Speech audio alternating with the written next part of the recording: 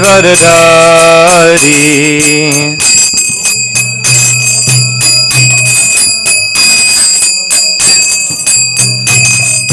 Gopi Janavalabha Giridvaradhari.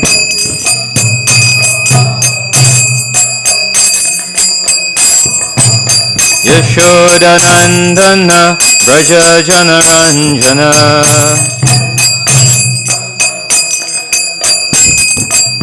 Yashodanandana Braja Janaranjana.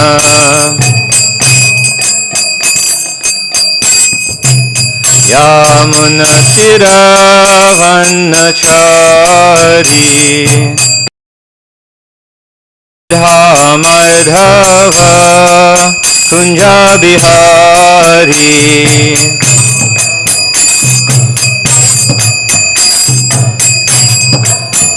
Jaya Radha Madhava Kunja Bihari.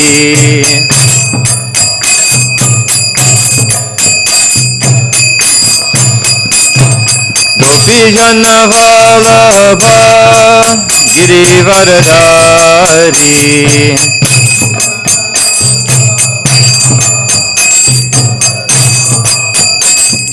Gopi Jana Vallabha Giridvaradhari.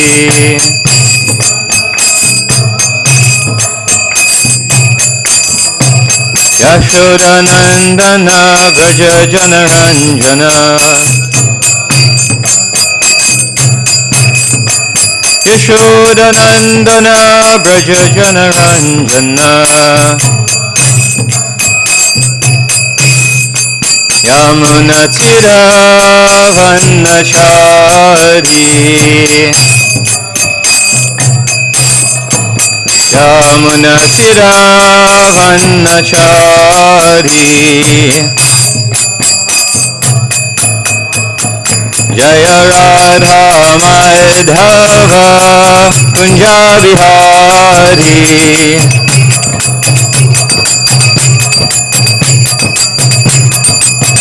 Jaya Radha Madhava Kunja Bihari.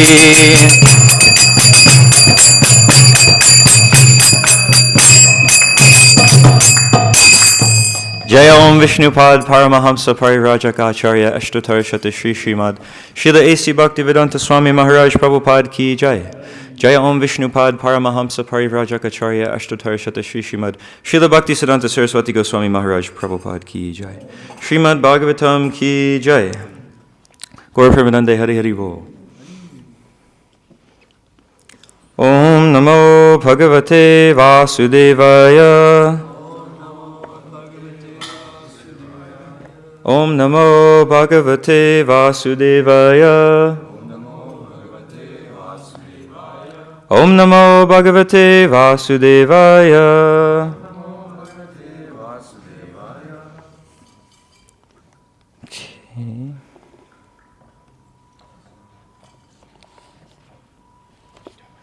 What's the number actually? 3231.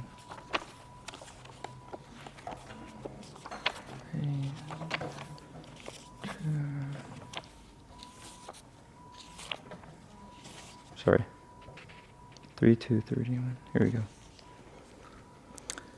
Vipanan Vishapanena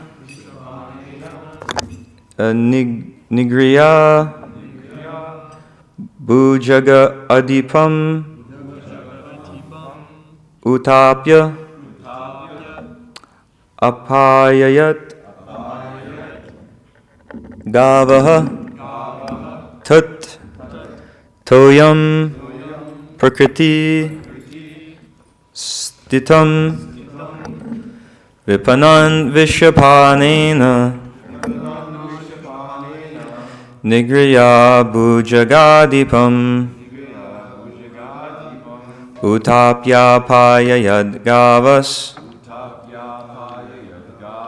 Tattoyam Prakirti Stitam Vipanan Vishyapanena Nigriya Bhujagadipam Uttapya Paya Yadgavas Tattoyam Prakirtistitam. Sorry. Vipanan Vishapanina Nigrihya Bhujagadipam Utapya Paya Yadgavas Tattoyam Prakritistitam.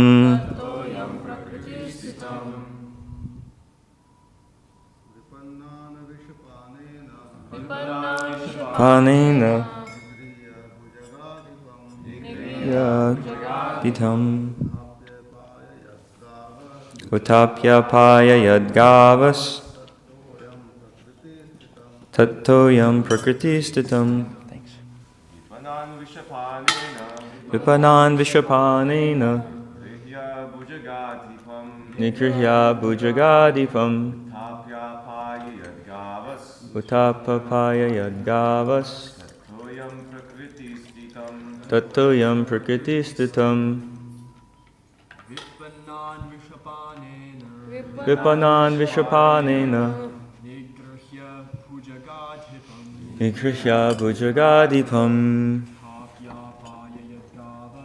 Tapapaya Yadgavas Tattoyam Prakritistitam.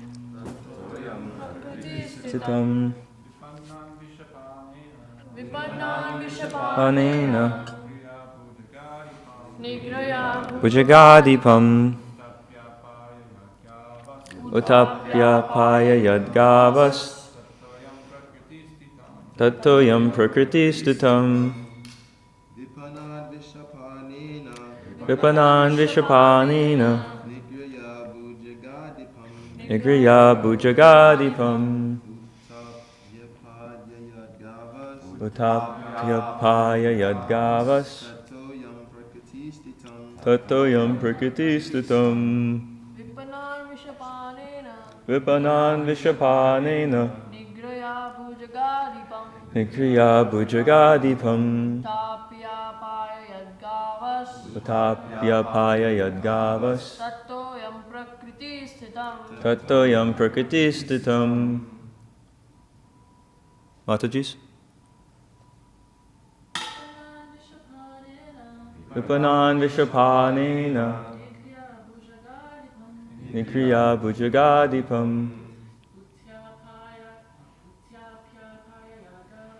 Utapapaya Yadgavas Tattoyam Prakritistitam. Vipanan, perplexed in great difficulties. Vishapanena, by drinking poison. Nigriya, subduing. Bhujaga Adipam, the chief of the reptiles. Utapya, after coming out. Apayayat, cause to drink. Gavaha, the cows. Tat, that. Toyam, water. Prakriti, natural. Stitam, situated. Translation: the inhabitants of Vrindavan were perplexed by great difficulties, because a certain portion of the Yamuna was poisoned by the chief of reptiles, Kaliya. The Lord chastised the snake king within the water and drove him away. And after coming out of the river, he caused the cows to drink the water and proved that the water was again in its natural state. And the next text, Ayajayad go sevena, or go savena, goparajan, dvijotamai, vitasya, churubarasya, chikirshan sad vyayam vibhuhu. The Supreme Lord Krishna, should I do the word for word in this one? Or? Okay. The Supreme Lord Krishna desired to utilize the opulent financial strength of Maharaj Nanda for the worship of the cows. And also he wanted to give a lesson to Indra, the king of heaven. Thus he advised his father to perform worship of Go, or the pasturing land, and the cows, with the help of learned brahmanas. Purport. Since he is the teacher of everyone, the Lord also taught his father, Nanda Maharaj. Nanda Maharaj was a well-to-do landholder and owner of many cows, and as was the custom, he used to perform yearly worship of Indra, the king of heaven, with great opulence.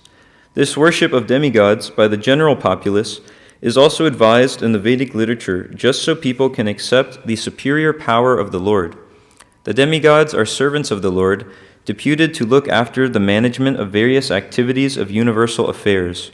Therefore, it is advised in the Vedic scriptures that one should perform yagyas to appease the demigods. But one who is devoted to the Supreme Lord has no need to appease the demigods.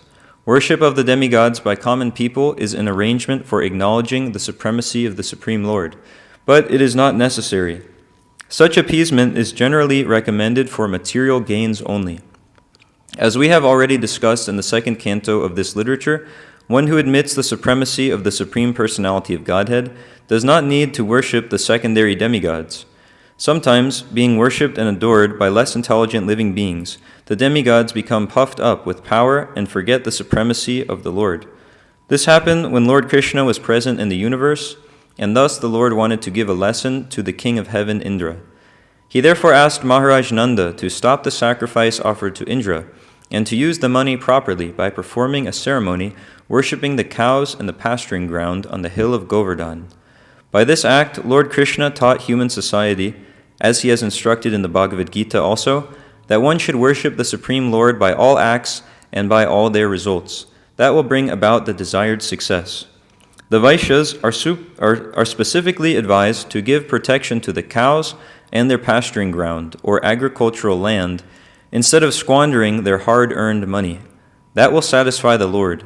The perfection of one's occupational duty, whether in the sphere of duty to oneself, one's community, or one's nation, is judged by the degree to which the Lord is satisfied.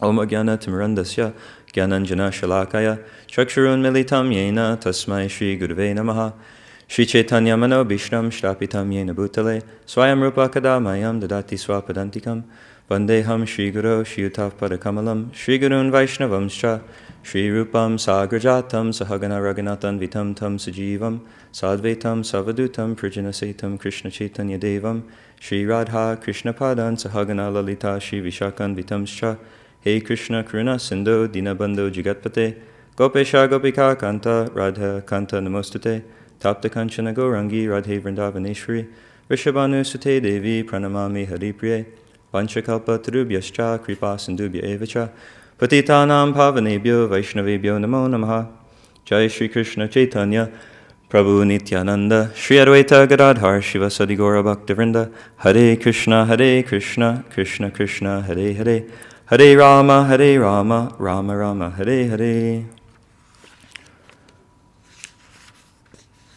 So we hear in this first verse about the Yamuna and Kaliya, and if we hear from Srila Prabhupada's journal, when he was coming to America on the Jaladuta, he actually writes how he was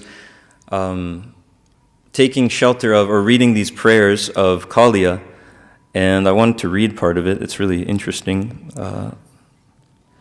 Here, I'll just pull it up here. And there's a picture, actually, because I think many or all the devotees here have heard how on the way to America, when Srila Prabhupada was coming on the order of his spiritual master to give this science of Krishna consciousness to the whole world, he suffered very intense heart attacks. And in the journal, he writes that there was a great struggle. Yeah, you can put that picture up. He writes that there was a great struggle between life and death. And during that time, he spoke to some of his disciples later and explained that during that time, Krishna personally came to him and told him not to worry, that Krishna and all of his incarnations are personally rowing the boat. They're bringing him to America to give Krishna consciousness to the world. So there's a really nice picture of it here. Okay. I'll read what he wrote in the journal. So this was some days after that time, and he said, at 10 o'clock when I was talking in the captain's room, the chief engineer, Mr. Tavers, told me that he had never seen such experience of calm and quietness of the Atlantic Ocean. There was also typhoon, cyclone, fog, etc., at least for days in every trip in the past. I said, it is Lord Krishna's grace. If such things as usual in Atlantic would have taken place, I would die. Wednesday, the 15th. Today, 34th day of our journey, as usual, I rise up at 3 a.m., and when I went to veranda, I saw the sky almost clear. There was moonshine on the head, and although the wind from southeast was strong, the ocean was clear-visioned, and the ship was passing smoothly. At about 11 a.m., the sky again became overcast with cloud, and it is continued till 3 p.m. There was rainfalls at intervals, but after 4 o'clock the sky became clear and there was bright sunshine. I was engaged in reading Kaliya Daman Leela from Srimad Bhagavatam, specifically the prayers by Srimati Nagapatnis in the last appealing prayer by Kaliya. So I don't know, I can't speculate on the reason why he was reading those prayers, if there was like a certain intention behind it, or if he was just at that part of the Bhagavatam. But I did find it interesting because we hear in those prayers of Kaliya that Kaliya was told to leave Vrindavan and go to the ocean, and Kaliya was also at that time just suffered severely. Krishna, he suffered from Krishna kicking his head and all of these things. And then he's praying to Krishna in a super humble mood. So I can't speculate any connections, but I just think it's interesting that he was reading these prayers, and I just wanted to read a few of them so we can know what he was hearing on the way here on the Atlantic. So here are a few of the prayers from Kaliya to Krishna. The serpent Kaliya said, and this is in the Srimad Bhagavatam, our very birth as a snake has made us envious, ignorant, and constantly angry. O my Lord, it is so difficult for people to give up their conditioned nature, by which they identify with that which is unreal. O Supreme Creator, it is you who generate this universe. Oh, should I give you the text number? Okay. So this is, let me see. Text 56 of Canto 10, Chapter 16, Text 56. And I'll just read the translations because it's a few texts. Let's see. O my Lord, it is so difficult for people to give up their conditioned nature, by which they identify with that which is unreal. O Supreme Creator, it is you who generate this universe composed of the variegated arrangements of the material modes, and in the process you manifest various kinds of personalities and species, varieties of sensory and physical strength, and varieties of mothers and fathers with variegated mentalities and forms. O Supreme Personality of Godhead, among all the species within your material creation, we serpents are by nature always enraged. Being thus deluded by your illusory energy, which is very difficult to give up, how can we possibly give it up on our own? O Lord, since you are the omniscient Lord of the universe, you are the actual cause of freedom from illusion. Please arrange for us whatever you consider proper, whether it be mercy or punishment. Shukadeva Goswami said, after hearing Kaliya's words, the Supreme Personality of Godhead, who was acting the role of a human being, replied, O serpent, you may not remain here any longer. Go back to the ocean immediately. Accompanied by your retinue of children, wives, other relatives, and friends, let this river be enjoyed by the cows and humans. If a mortal being attentively remembers my command to you to leave Vrindavan and go to the ocean and narrates this account at sunrise and sunset, he will never be afraid of you. So that's what Srila Prabhupada was reading on the Jaladuta on the way here. And in this that first verse, we hear about how the inhabitants of Vrindavan were perplexed because a portion of the Yamuna was poisoned by this poison of Kaliya. So the Yamuna is extremely purifying for anyone who comes in contact with the Yamuna, because the water of the Yamuna washes the lotus feet of Krishna, like we just sang in the song before, that Krishna, he's walking on the banks of the Yamuna. So because of she's a great devotee and related to Lord Krishna, glorifying the Yamuna is purifying, and Krishna is even more pleased when the devotees, when people glorify the devotees of the Lord than when they even glorify him. So the Yamuna is very special. One verse in connection with the Yamuna and other holy places, though, that Srila Prabhupada references a lot, is this verse explaining how people often visit these holy places, which are so purifying and helpful to the conditioned souls in this material world, but they visit them for the wrong reasons. There's this verse, Yasyatma buddhi kunape tridatuke, swadi kala tradishu boma ijadi, yatirta buddhi salile nakarhichig, Yagyeshu, Janeshu abigyeshu sa eva gokaraha. So go means cow and kara means ass. So the verse is explaining how one who visits a holy place, such as the Yamuna, only to take bath there, and who identify, instead of only to take bath instead of associating with saintly persons, hearing from them, inquiring about the purpose of life. And someone who identifies their place of birth as worshipable, and they identify with their body, thinking everything in relation to their body is permanent and belongs to them, that person, he's said to be no better than a cow or an ass, and Gokara. So that doesn't mean that the cow is low or something like that. That's not the case. It's the most important animal, actually, for human civilization. But the point is that someone who is identifying with the body, thinking that I am this body, everything in relation to the body is mine, that person is no better than an animal. He's just a two-legged animal. That's the only difference. He has two legs. The animals have four, but he's in the same consciousness because he's thinking about eating, sleeping, mating, and defending. And that's the same business of the animals. I can read just the word or the actual verse. One who identifies himself as the inert body composed of mucus, bile, and air, who assumes his wife and family are permanently his own, who thinks an earthen image or the land of his birth is worshipable, or who sees a place of pilgrimage as merely the water there, but who never identifies himself with, feels kinship with, worships, or even visits those who are wise in spiritual truth, such a person is no better than a cow or an ass, Gokara. So, when one actually visits holy places, it's important. The whole purpose, there's actually a purport or somewhere where Srila Prabhupada explains that the human form of life is very special because one can use it to hear properly. So, in the human form of life, the conditioned souls who are taking birth in this world and dying in this world again and again and again actually get the chance to get out of this illusion of identifying with the body and identifying with this material world and get back to their natural spiritual state in service to Krishna in the spiritual world. And how does that happen? It's by hearing.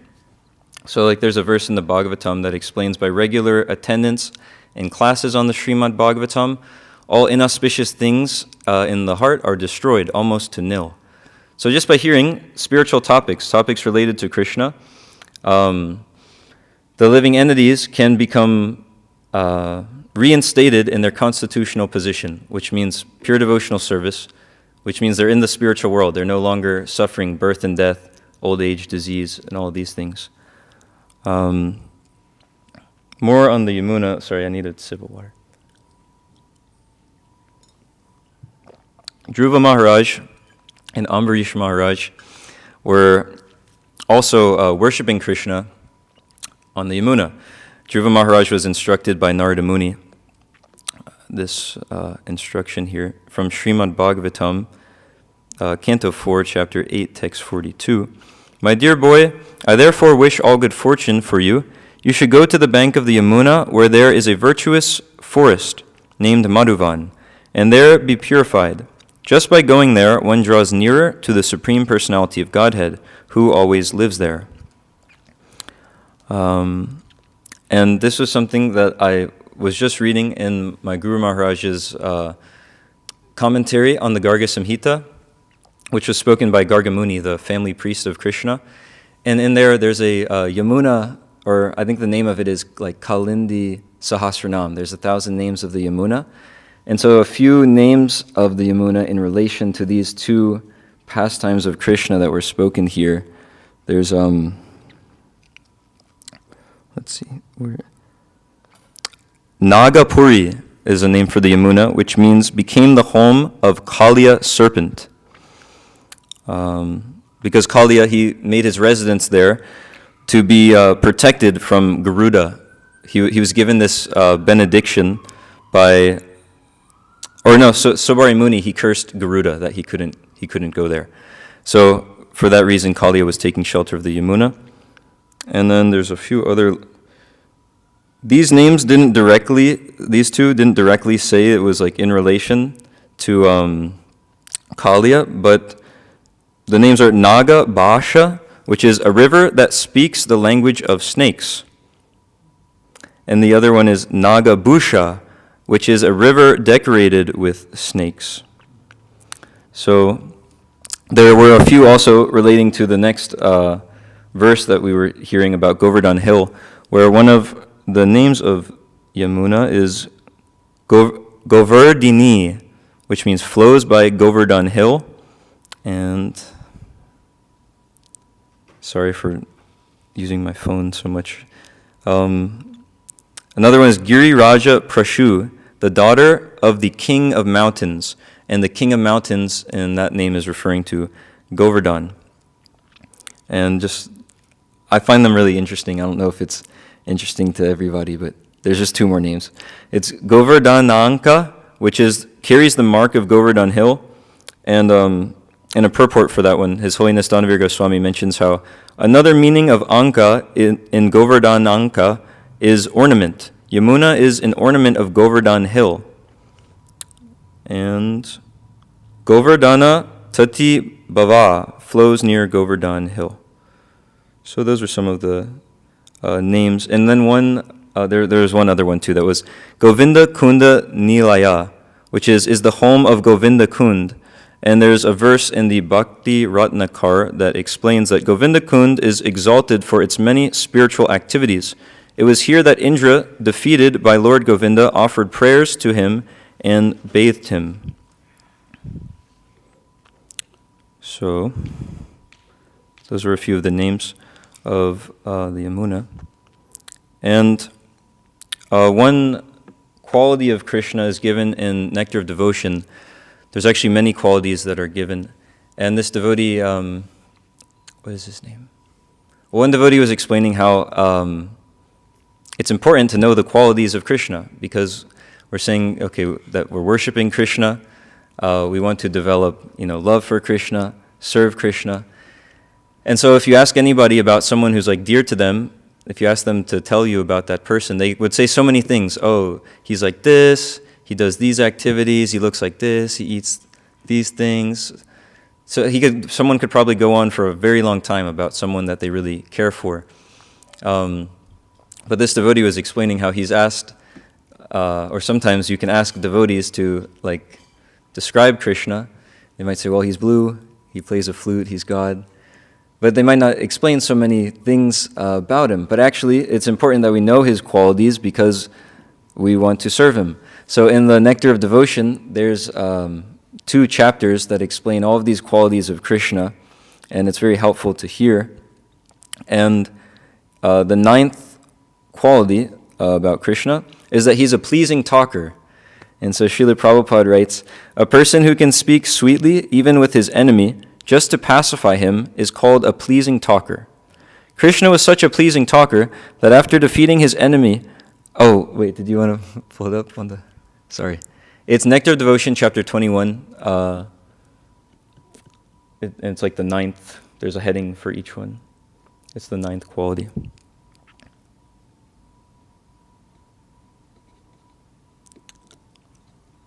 So Krishna was such a pleasing talker that after defeating his enemy, Kaliya, in the water of the Yamuna, he said, "My dear king of the snakes, although I have given you so much pain, please do not be dissatisfied with me. It is my duty to protect these cows, which are worshipped even by the demigods. Only in order to save them from the danger of your presence have I been obliged to banish you from this place." Kalia was residing within the water of the Yamuna, and as a result, the back portion of that river had become poisoned. Thus, so many cows who had drunk the water had died. Therefore, Krishna, even though he was only 4 or 5 years old, dipped himself into the water, punished Kalia very severely, and then asked him to leave the place and go elsewhere. Krishna said at that time that the cows are worshipped even by the demigods, and he practically demonstrated how to protect the cows. At least people who are in Krishna consciousness should follow in his footsteps and give all protection to the cows. Cows are worshipped not only by the demigods. Krishna himself worshipped the cows on several occasions, especially on the days of Gopashtami and Govardhan Puja. So, in the next verse, we're hearing about Govardhan, and we're hearing a lot about the cows. So, in the first sentence of the purport, Srila Prabhupada was explaining how, since Krishna is the teacher of everyone, he also taught his father, Nanda Maharaj. There's a nice section of the Nectar of Devotion that also explains how all knowledge is ultimately coming from Krishna. So even though it might appear that some people teach him, like his father or his guru, Sandipani Muni, that knowledge was originally from Krishna. And there's a nice analogy. I don't have the exact part to give you, but Krishna's receiving education from Sandipani Muni is described by Sri Narada Muni as follows. In the beginning, Lord Brahma and others are like clouds of evaporated water from the great ocean of Krishna. In other words, Brahma first received the Vedic education from Krishna as the clouds receive water from the ocean. That Vedic education or instruction was spoken by Brahma to the world, which was spoken by Brahma to the world, was then reposed upon the mountain of Sandipani Muni. Sandipani Muni's instructions to Krishna are like a reservoir of water on the mountain, which flows as a river and goes again to mix with the source, the ocean of Krishna. To be more clear, the idea is that Krishna actually cannot be instructed by anyone, just as the ocean does not receive water from any source but itself, but only appears that the rivers are pouring water into the ocean. So that's Krishna. Everything is coming from him. All knowledge is coming from him. So when these personalities are instructing him, it's just like that nice analogy that the water is evaporated. It's pouring down on the mountain of Sandipani Muni, who's just delivering it back to the ocean of Krishna. So just like that, or for that reason, Krishna was also teaching his father, Nanda Maharaj, in this pastime with Govardhan Hill. And in the purport, Srila Prabhupada next explains how Nanda Maharaj was a well-to-do householder and owner of many cows. And I was wondering how many cows, and we can find that in the Bhagavatam. I didn't see anything for the total number, but this gives us a glimpse of just how opulent the people were in Krishna's community, specifically his father. So there's this verse, Srimad Bhagavatam 10:5, Canto 10, Chapter 5, Text 3, that explains that Nanda Maharaj gave 2 million cows, completely decorated with cloth and jewels, in charity to the Brahmanas. He also gave them 7 hills of grain covered with jewels and with cloth decorated with golden embroidery. And just part of that purport, Srila Prabhupada explains that Nanda Maharaj was a Vaishya. It is the duty of the Kshatriyas to give protection to the citizens, and it is the duty of the Vaishyas to give protection to the cows. The cows are as important as the citizens. Just as the human citizens should be given all kinds of protection, so the cows also should be given full protection. And the next part of the purport, Srila Prabhupada was explaining that Nanda Maharaj and the devotees in Vrindavan, they were worshipping Indra, the king of heaven, who is a demigod. And we heard that this worship of demigods is recommended to the general populace so that they can understand the superiority of the Lord. So this demigod worship is given in the Vedas to accommodate everybody. So because people have some material desires, Krishna shows them the proper way that they can fulfill those desires in relation to him. So the demigods, although they are very powerful in comparison to ourselves, still they're insignificant in comparison to Krishna. They can't even be compared, actually. Because, one reason is they have material bodies, just like us. But they have powerful material bodies, so some can control rain, the sun, all of these things. But at the end of the day, they're servants of Krishna, like managerial servants. Just like in a state, there's like a department for managing the water so that we have tap water to come. Someone's managing the electricity and all of this. So Krishna gives in the Vedas if people have material desires, which is why he explains in the Bhagavad Gita that those who worship the demigods are lusty. Kamais tais ter hrityana. Actually, I'll read the whole verse. I have it here. Actually, I'll go. There's like a string of verses there. I'll go through in a second. But he explains that those who worship the demigods, they're doing it because they have lusty desires, material desires.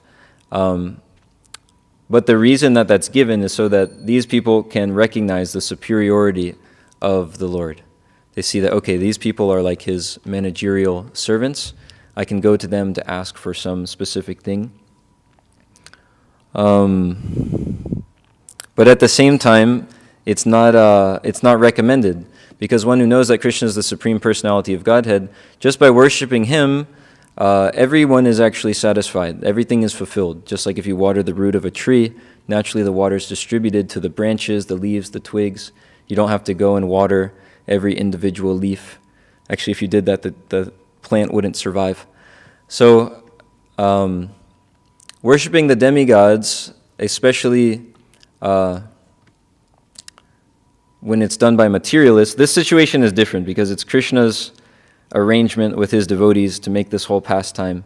So it's a different situation. But when materialists are worshiping the demigods, it's not actually helpful because it's like bribing a government servant. So if someone's like respecting a government worker in relation to the whole government, then things are okay. But if they're like giving money to an independent servant of the government to try to bribe him for something extra, then that doesn't actually work out. There's a verse in the Bhagavatam actually that explains this whole demigod worship and which ones give like which types of benedictions. So I'll read it, but don't get bewildered. Srila Prabhupada clarifies in the purport that it's not recommended and why. But we see here that one who desires, this is Srimad Bhagavatam, Canto 2, Chapter 3, Text 2 through 7. One who desires to be absorbed in the impersonal Brahmajyoti effulgence should worship the master of the Vedas, Lord Brahma, or Brihaspati, the learned priest. One who desires powerful sex should worship the heavenly king Indra. And one who desires good progeny should worship the great progenitors called the Prajapatis. One who desires good fortune should worship Durga Devi, the superintendent of the material world. And you see, it just goes on like this. So people have different material desires, and then they're recommended to worship these different demigods. But Srila Prabhupada explains in the purport that it is said there that those who are bereft of all good sense, or those whose intelligence is withdrawn by the deluding energy of Maya, aspire to achieve all sorts of material enjoyment in life by pleasing the various demigods, or by advancing in material civilization under the heading of scientific progress. The real problem of life in the material world is to solve the question of birth, death, old age, and disease. But these problems are solved, this is a little further down. But these problems are solved neither by the grace of any demigod nor by the so-called advancement of material science. In Bhagavad Gita, as well as in the Srimad Bhagavatam, such less intelligent persons have been described as devoid of all good sense. Shukadev Goswami said that out of 8,400,000 species of living entities, the human form of life is rare and valuable. And out of those rare human beings, those who are conscious of the material problems are rarer still. And still more rare are persons, and And the still more rare persons are those who are conscious of the value of the Srimad Bhagavatam, which contains the messages of the Lord and his pure devotees. So the human form of life is very rare. That's stressed throughout the whole Bhagavatam.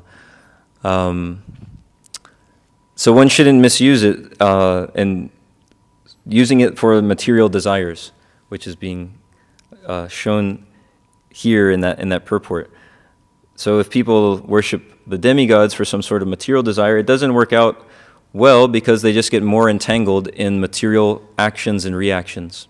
Like we even see one of the demigods that people worship, we read about Indra. People worship him for powerful sex life. But Indra himself became very implicated due to that kind of lifestyle. He approached another, it was a great, powerful sage's wife, to enjoy with this sage's wife, which he did, and then that sage cursed him to have vaginas all over his body. So we see this kind of lifestyle of wanting more and more. The result of it doesn't work out well, especially in that case. Luckily for Indra, he later was begging for some sort of other arrangement, and now he has eyes all over his body, but still it's not a very nice situation. In Bhagavad Gita, actually, Krishna explains this whole situation of worshiping the demigods in a string of verses where, let's see, it's chapter 7, text 19.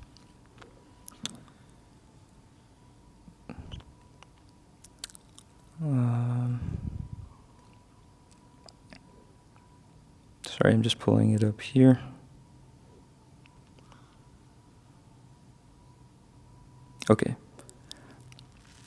Okay, this verse is the one that we just heard in the purport, that after many births and deaths, he who is actually in knowledge surrenders unto me, knowing me to be the cause of all causes and all that is. Such a great soul is very rare.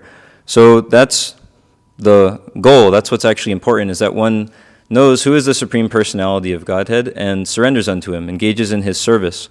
But if people miss that point, that's explained here, that in the next text, kamais taister hrityajnana prapadyante nyadevataha tam niyamam ashtaya prakritya niyata svaya. Those whose intelligence has been stolen by material desires surrender unto demigods and follow the particular rules and regulations of worship according to their own natures. And then Krishna continues, yo yam tanum bhakta shradaya chartim ichati tasya chalam shradham tam eva vidadam yaham. I am in everyone's heart as the super soul. As soon as one desires to worship some demigod, I make his faith steady so he can devote himself to that particular deity. And in the next text, endowed with such a faith, he endeavors to worship a particular demigod and obtains his desires, but in actuality these benefits are bestowed by me alone. So, when we're hearing about this Govardhan Puja in the Krishna book, there's two reasons that Krishna gives for not worshiping the demigods, Srila Prabhupada explains. So one of them, they're both in those verses there. One of them was that whatever they get from worshiping the demigods is temporary. Krishna explains that in that text 23 of the 7th chapter, that men of small intelligence worship the demigods, and their fruits are limited and temporary. Those who worship the demigods go to the planets of the demigods, but my devotees ultimately reach my supreme planet. So that's one of the reasons he is instructing his father and others not to worship the demigods, because whatever they get is temporary. So what's the point of it? Even if someone gets tons of wealth in this lifetime, all the best cars, opulence, anything they could enjoy, once it's time for them to leave their body, they won't take any of it with them. But they'll take all the reactions that they have incurred to get those things with them. So what's actually the use? And also, it's not that just whatever someone worships or whoever someone worships, the result will be the same. Srila Prabhupada explains that in the purport to this verse in the Bhagavad Gita, that some commentators on the Bhagavad Gita say that one who worships a demigod can reach the Supreme Lord. But here it is clearly stated that the worshippers of demigods go to the different planetary systems where various demigods are situated. So it's not just that whatever you do, the result will be the same. Just like there's this saying, yato mat tato pat, which means all paths lead to the same place. But that's not the case. We actually met someone on book distribution who, he was like a guy from India. Me and Rsi Prabhu were trying to give him books. And Rsi Prabhu is really good at speaking all these lines in different Indian languages. And he was talking to this guy, and I guess whatever language that guy spoke, there's something people say there that Rsi Prabhu was saying to him that was Toto Gur, or Yato Gur Toto Mishti, which means the more like gur, which is like a type, it's like a sugar. The more of that there is, the sweeter whatever you're having is. And when he said that, the guy got really fired up. He said, and you know what else? The Indian guy. We're like, what is it? What is it? He said, and yato mat tato pat. We're like, oh my God. Like, you got it, man. Good job. And we were like, please take these books. So he did actually take the book. So now he'll realize that actually, no, it's not that whatever you worship, the result's the same. But like Krishna explains in the Gita, if you worship this demigod, you'll go to the planet of that demigod. But those who worship Krishna, they go to him, back to the spiritual world. And that philosophy doesn't make any sense anyways. Like when we're driving for Sankirtan, we keep passing this sign from Chick-fil-A that says, all roads lead to chicken.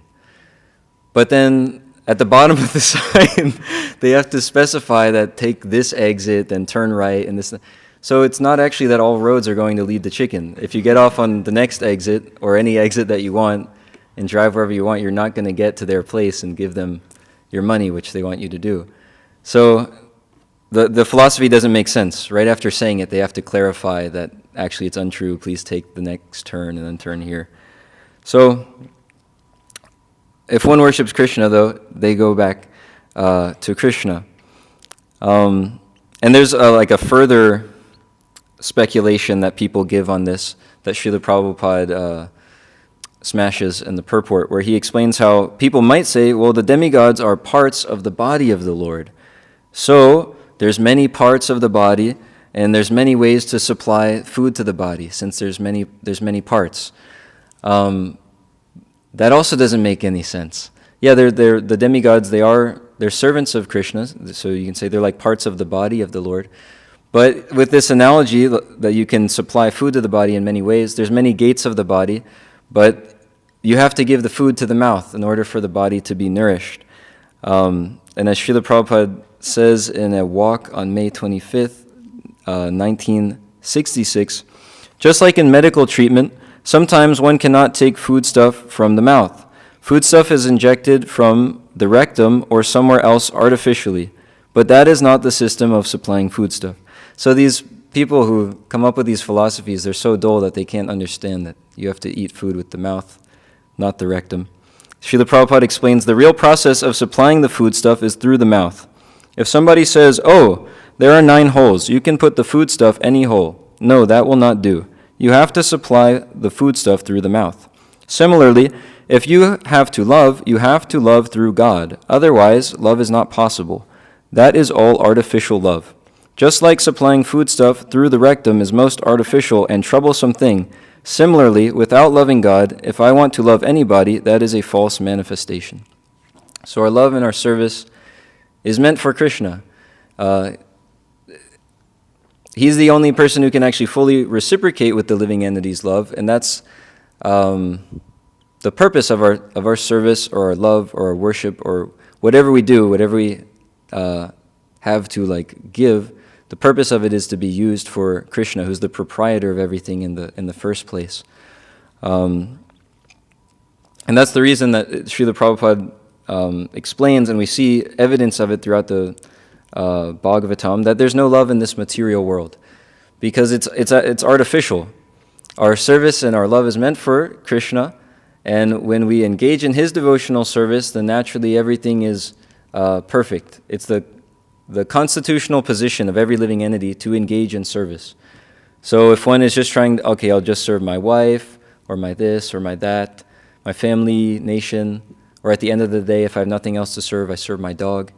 If people try to serve all of these things artificially, not if they try to serve them artificially, but because it is artificial if they're just trying to serve these temporary things. So if they artificially are engaging in this type of service, there's no good result. Why? Because it's temporary. And it's mixed too. It's not real love or service. Just like if I'm serving my nation, there's some motive there that, okay, I'll stay in power, I'll be the big guy. If someone's serving just their family, there's still some personal motivation that it's my family, my community, my. It's all about me and my at the end of the day. But the real position of selfless service is in relation to Krishna. So one can actually give their whole life to Krishna. Everything that they're doing, they can engage all of their energy, all of their time, all of their intelligence in how to serve Krishna. And in that way, it's selfless and it's actually perfect. They return to their natural constitutional position, which is in pure devotional service to Krishna. And then there's a second reason, actually, that Krishna gives in the Krishna book when he's explaining why not to worship the demigods. And that one we had also just read in the Bhagavad Gita. That actually, I think it's still this verse that's up there. That whatever one is trying to get from the demigods, it's coming from him anyways. The demigods can't give it without his permission. So for that reason, he tells them, better not to worship Indra, better to worship Govardhan, who's none different than Krishna himself. And that's perfect. Krishna also says in the Bhagavad Gita, Bhoktaram yagyatapasam sarvaloka maheshwaram suhridam sarvabhutanam gyatva mam shantamrichati, that a person in full consciousness of me, knowing me to be the ultimate beneficiary of all sacrifices and austerities, the supreme lord of all planets and demigods, and the benefactor and well-wisher of all living entities, attains peace from the pangs of material miseries. So, in the purport to that verse, Srila Prabhupada explains that this is the sense of Krishna consciousness. Lord Krishna is the supreme predominator, and all living entities, including the great demigods, are his subordinates. So if one knows that, then everything is perfect. They can go back to Krishna at the end of this lifetime. There's one other verse in the Madhya Lila of the Chaitanya Charitamrita that explains why one shouldn't engage in worship with like material motives, such as we see in the worship of the demigods. Krishna kahe ama baje mage vishaya sukha amrita chadi vishamage e bada murkha. I probably didn't pronounce much of that right, but Krishna says, if one engages in my transcendental loving service, but at the same time wants the opulence of material enjoyment, he is very, very foolish. Indeed, he is just like a person who gives up ambrosia to drink poison. So, for these reasons, Krishna instructs the people in Vrindavan, don't worship Indra, but just worship Govardhan and the cows. So Govardhan is non-different than Krishna, and Krishna is known as Go Brahmanya Devaya. I just messed it up. It's Go Brahmanya Devaya, Go Brahmana Devaya Hitaya Cha. Sorry. Anyway, but he's he holds very dear to him the brahmanas and the cows. And so his planet is called Goloka. He lives on cow loka, cow world. The cows are very dear to him. So by actually protecting the cows and the brahmanas, one can be very dear to Krishna. He appreciates these things. So he gives many instructions for this Govardhan Puja. There's a whole canto actually on Giriraj, the king of mountains, in the Garga Samhita. I wanted to just read one section where Krishna is giving these instructions for worshipping Govardhan and the cows. So this is the chapter title is called The Worship of Sri Giriraj. So I'll just read some of the verses here so we can hear these instructions that are I just wanted to speak for some time on Krishna's instructions, so I'll look at a few different spots where it explains them. Noticing the arrangements for the Indra Yagya, as the Gopas listened, Krishna asked a question of King Nanda. And I'm just reading the English translations just because there's several verses. The Supreme Personality of Godhead said, "What is the result of this worship of Indra? Do they say it brings a material result or a spiritual result?" Sri Nanda said, "Worship of Indra brings both sense gratification and liberation. Without it, a person cannot be happy in this world." The Supreme Personality of Godhead said, "Indra and the other demigods enjoy living in Svargaloka because of their past karma. When their good karma is exhausted, they again enter the world of humans. Please understand that worshipping them does not bring liberation. Even the demigod Brahma is afraid of that, so what may be said of fruitive workers on the earth? They who are actually wise say that endless time is the most powerful, the supreme. With all their heart, renouncing all material pious results, the wise take shelter of the Supreme Personality of Godhead and worship Him with the best of pious deeds. They and not others attain final liberation.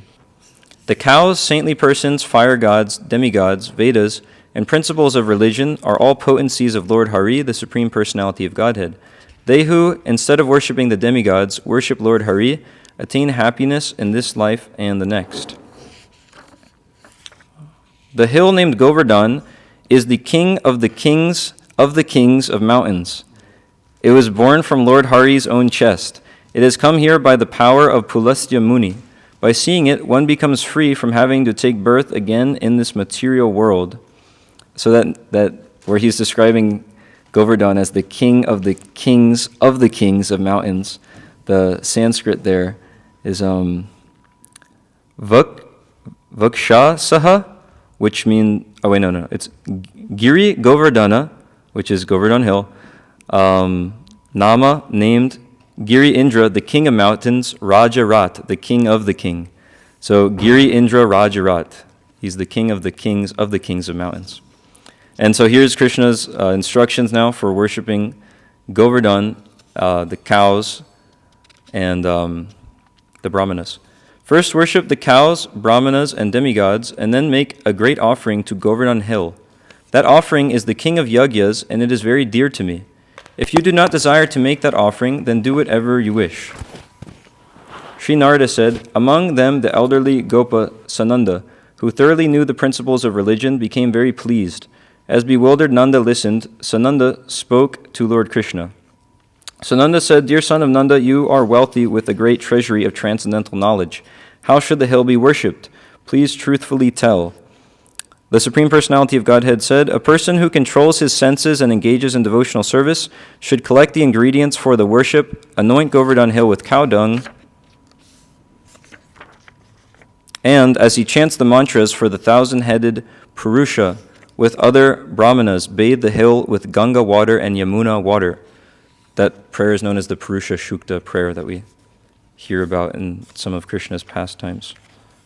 Then he should bathe the hill with streams of white milk, panchamrita, fragrant flowers, and then Yamuna water again. Then he should offer splendid garments, food, a great throne, many garlands and ornaments, and many lamps. Then he should circumambulate the hill, offer obeisances, and with folded hands recite this mantra. Here's the mantra. Namo Vrindavanankaya Tubhyam Goloka Moline Purna Brahmata Patraya Namo Govardhanaya Cha. Obeisances to you who are Goloka's crown and the lap where Vrindavan forest grows. Obeisances to Govardhan Hill, the Supreme Personality of Godhead's parasol. Let me see. There's a lot of instructions that he actually gives. I'm just seeing. Yeah, so it goes on. There's a whole chapter where he gives these instructions on how one should worship Govardhan Hill, and he also gives those instructions in the Bhagavatam and the Krishna book, where he first actually speaks this karma mimamsika philosophy to Nanda Maharaj, explaining to him that actually everything in the world, we only get the result of things due to our fruitive activities. So why are you doing this like demigod worship at all? So he's saying it in a way to like trick them. He's explaining this atheistic philosophy that everything just happens by our own fruitive works. And in this way he convinces the cowherd people to give up the demigod worship. And I'll read one section of that from the Krishna book in a second. But there was one purport in there that I meant to read about Krishna's instructions, where His Holiness Dhanavir Goswami explains, once the cowherd people had agreed to do this worship that Krishna was recommending, that Krishna's advice seems so perfect from scriptural, philosophical, practical, and devotional points of view that it struck the cowherd men with wonder. Many persons throughout the world, including those who were not born in a Krishna-oriented culture, have become attracted to Lord Krishna's consistently astute and precise advice on a broad spectrum of subjects. The individual's experience of Krishna-conscious philosophy and its practice is nicely expressed in Bhagavad Gita 9.2 as follows. Raja Vidya Rajaguyam Pavitram Idam Uttamam Pratyaksha Vagamam Dharmyam Susukam Kartum Avyayam. This knowledge is the king of education, the most secret of all secrets. It is the purest knowledge, and because it gives direct perception of the self by realization, it is the perfection of religion. It is everlasting, and it is joyfully performed.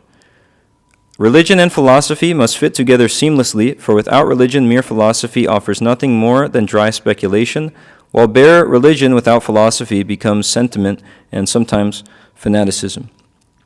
So we see the cowherd people, they took Krishna's instructions and were benefited. So similarly, it benefits ourselves and anyone else to take Krishna's instructions, and or the instructions of his representative. So Srila Prabhupada gave so many instructions on how one can actually bring this culture of the spiritual world to this world, and in this way make embassies of the spiritual world all over, such as this temple here, where people can learn the spiritual culture of Krishna consciousness, and in this way go back to Godhead. And so it behooves us to take advantage of his instructions, just like we're hearing here, the cowherd men took advantage of Krishna's instructions. I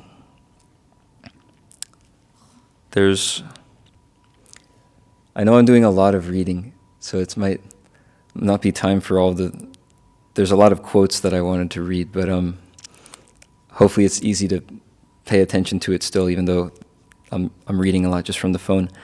But Srila Prabhupada gives a lot of instructions on this whole topic of actually bringing this culture of the spiritual world here. I had a lot more on here about cow protection and some of the quotes that he has, but I'll just give one or two and then there can be any comments. This was in an arrival address that Srila Prabhupada gave on May 25th in 1975 in Honolulu, where he explained, so create Vrindavan. Keep Krishna here, cows here, calves here. Produce your own food, it will become Vrindavan. This is Vrindavan. Where there is Krishna, where there are cows, where there is agriculture, that is Vrindavan. See the life of Krishna. He advised his father to worship Govardhan Hill. He said, my dear father, Govardhan Hill is giving grass to our cows. Why are you arranging for demigod worship, Indra? There is Govardhan Puja. So you should produce enough food grains, enough fodder for the cows, and live peacefully. Chant Hare Krishna. Make this life. At least one life we should do like that. It is very happy life. So Srila Prabhupada gives this instruction to make Vrindavan here by protecting the cows and actually instituting this whole culture of the spiritual world, just like we see Krishna's living in this culture and this example of the Govardhan Puja pastime. I think is there enough time to read one more section from the Krishna book, or are we just about out of time? Okay, cool. Thank you. So in the Krishna book, after speaking this atheistic philosophy about how it's only by our works that we're getting results, so why worship Indra anyways, we hear that Maharaj Nanda finally relented. The cowherd men then inquired from Krishna how he wanted the yajna performed, and Krishna gave them the following directions. Prepare very nice foods of all descriptions from the grain and ghee collected for the yajna. Prepare rice, dal, then halava, pakora, puri, and all kinds of milk preparations, such as sweet rice, rabri, sweet balls, sandesh, rasgulla, and laddu. and invite the learned brahmanas who can chant the Vedic hymns and offer oblations to the fire. The brahmanas should be given all kinds of grain in charity, then decorate all the cows and feed them well. After performing this, give money in charity to the brahmanas. As far as the lower animals are concerned, such as the dogs and the lower grades of people, such as the chandalas, or the fifth class of men who are considered untouchable, they also may be given sumptuous prasadam. After nice grasses have been given to the cows, the sacrifice known as Govardhan Puja may begin immediately. This sacrifice will very much satisfy me. And Srila Prabhupada continues, he speaks on this here. In this statement, Lord Krishna practically described the whole economy of the Vaishya community. In all communities in human society, including the Brahmanas, Kshatriyas, Vaishyas, Shudras, Chandalas, etc., and in the animal kingdom, including the cows, dogs, goats, etc., everyone has his part to play. Each is to work in cooperation for the total benefit of all society, which includes not only animate objects, but also inanimate objects, like hills and land. The Vaishya community is specifically responsible for the economic improvement of the society by producing grain, by giving protection to the cows, by transporting food when needed, and by banking and finance. So the cows are really important because they give liquid religion. With their milk, they're supplying what's needed for so many different types of religious functions, like what we're doing with the ghee lamp. That's the flame there. The lamp has ghee on it, and that's how it's burning. And we're also, in so many sacrifices, you offer ghee to the Supreme Lord. So ghee is like extremely essential in religious activities, and that ghee comes from the cow's milk. And then the cow is also giving milk, which can be made into so many foodstuffs, which are made very nicely and offered to the Lord. And then the devotees can take those as the Lord's prasadam. And the milk also helps make finer brain tissue in the brain so one can understand spiritual topics. So there's a lot of like propaganda today where vegans and other groups say like, don't take any milk, milk's bad for you, you won't digest it and all this stuff. But actually milk is really important for civilized society because it helps one understand higher topics by developing these finer brain tissues. And a lot of the propaganda that says, milk isn't good, even if they say don't drink milk, that way animals aren't harmed and all of this, it actually increases animals being harmed. Because you say, okay, don't take the milk, there's no use for the cow, then what happens to the cow? It just gets slaughtered and people eat them. So, and in the same way, like with the bull, the cow and the bull are happy to be engaged within human society. So that means they're taken care of nicely and protected, and then they're actually happy to do their duty. They live just like a part of people's family. You'll see the cows will actually care about like the children in a family. And they'll give so much milk, actually, that it's more than their calves can drink. So it can be used for offering to the Lord and giving to the people. And in this way, the cows are happy and society goes on nicely.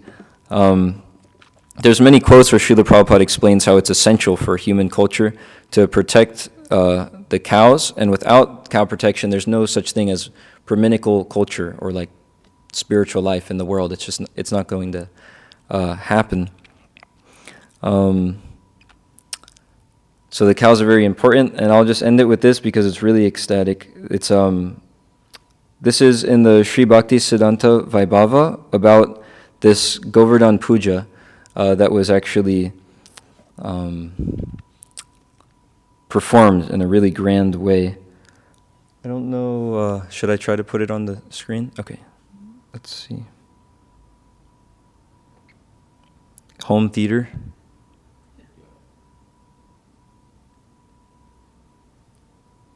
Okay.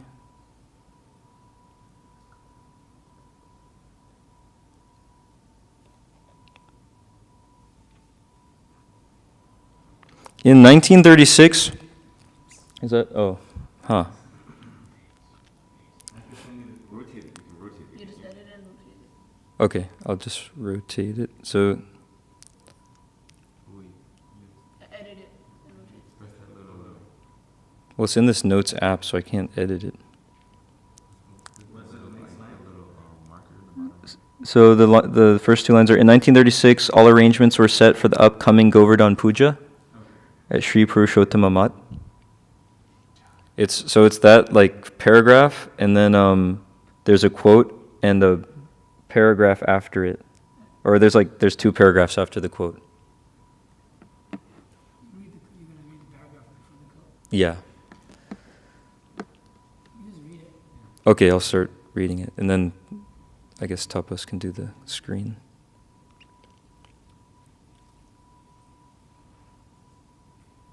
In 1936, all arrangements were set for the upcoming Govardhan Puja at Sri Purushottama Mat. But on the day before the occasion, Srila Saraswati Thakur suddenly declared that it should be celebrated in a manner unprecedented at that mat. He asked all disciples who had assembled there from various parts of India to cook various regional specialties. Bengalis made items dear to Lord Chaitanya. Oriyas prepared Lord Jagannath's favorite dishes. And devotees from North India cooked delectables most relished by Lord Krishna in Vrindavan. The extensive open space in front of the temple became filled with an anakuta surrounded by dozens of varieties of opulent preparations. The Gaudiya described, Tridandi Swami Srimad Bhakti Rakshak Sridhar Maharaj, Shripad Hayagriva Brahmachari, Shripad Sajanananda Brahmachari, and others took great care to bring sumptuous foodstuff for the festival and to decorate the place. The devotees' residential quarters were beautifully decked with fruit, flowers, mango leaves, banana trees, coconuts, and water pots. On the altar was a very beautiful embroidered canopy. All the way from the street to Chataka Parvata was festooned with flags, banana trees, water pots, and arches. Different food items such as white rice, yellow rice, pushpana, khichdi, payasam, chapatis, puris, and so forth were arranged in the shape of a mountain. There were other mountains of food, such as the delicacies of Godadesh, described in Sri Chaitanya Charitamrita, those of Vraja described in Sri Govinda Lilamrita, and all of Lord Jagannath's favorite items. Also, an immeasurable amount of Maha Prasad, consisting of many vegetable and grain preparations and sweets, was brought from the Jagannath temple. Tulasi buds were placed on all the offerings, and then Srila Prabhupada worshipped Sri Govardhan while chanting prayers composed by Sri Rupa and Sri Raghunath. The festival proceeded with Sankirtan. Then, on Srila Prabhupada's instruction, Shripad Sundarananda Vidyanod read from the 4th chapter of Sri Chaitanya Charitamrita's Madhya Lila about Shripad Madhavendra Puri's Anakut festival. Hundreds of people were fed Mahaprasad that night, and the next morning hundreds of beggars and destitute people were fed. However, Srila Saraswati Thakur stressed that festivals, that's the end of the quote. However, Srila Saraswati Thakur stressed that festivals should not be primarily gastronomical affairs. He said that real Govardhan Puja means heaps of Mahaprasad, rice, and heaps of Hari Katha, and he distinguished between the genuine Sankirtan Mahotsava of Shuddha Vaishnavas and what he dubbed as Malpuya Mahotsavas of Prakrita Sahajas. The feeding of sadhus being scripturally ordained as a pious act to invoke punya and nullify bad karma, a class of men had arisen who knew how to dress as and play the part of sadhus to get invited to luscious feasts at which malpuya was a required specialty. That's kind of it's like a sweet pancake type of thing. Neither hosts nor invitees being very fussy about one another's moral character. Yet Srila Saraswati Thakur emphasized that the true essence of a Mahotsava was not malpuya but kirtan.